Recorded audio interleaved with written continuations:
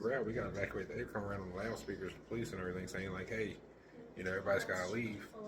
And then we were out until the next Thursday, almost a week. We were out. They said, "Oh, it's safe." But the only reason why they said that they let us come back was because they want the trains to run again. They weren't going to let them trains run again until they let us back in town. Not the first time I've heard that. Yep. And they were running immediately, quick too. They were running before we even got back into town. Well, I just ran into my buddy Dave up here in Robinson. I just met him, and he lives in East Palenstine.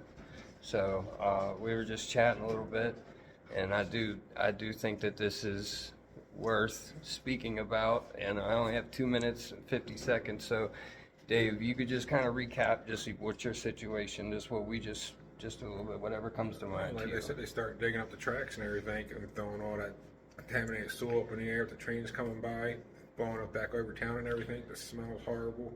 And I have to try to get the pictures off of him that he has, first-hand pictures, because these look more apocalyptic than anything I've seen like on the news. I just think that it's a worse situation for a lot of people's water. That's not just in East Palenstine, and I believe personally, I'm not speculating and saying anything crazy is going on, but I believe that this is going to affect a lot more people than is what is registered. It's definitely going to affect a lot more people. It's going to affect thousands, if not millions of people.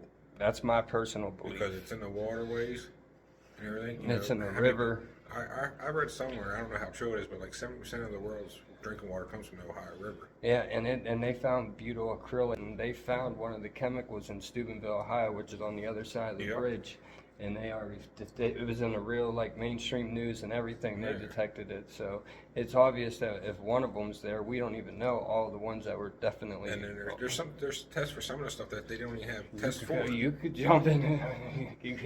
Like the dioxins, they don't even really have tests the test for that. Right, and those are like the worst as it gets. Yeah. Well, it's just crazy. It's very scary. It's scary for the fact that you could tell that you're not being told everything, and that there's deceptiveness, and it's just obvious. They offer to relocate people within that 1 mile while they're cleaning up. That's not good. Makes you say they're offering it, but makes you think it ain't safe still to be there. So that's why we offered it. Be like, we want to get back out. They waited 2 weeks to deploy FEMA. Yeah. And where's Biden, our president? Good question. He can go to Ukraine. Tripping up some steps. I don't know. Because it's funny, but it's not at this point. Yeah.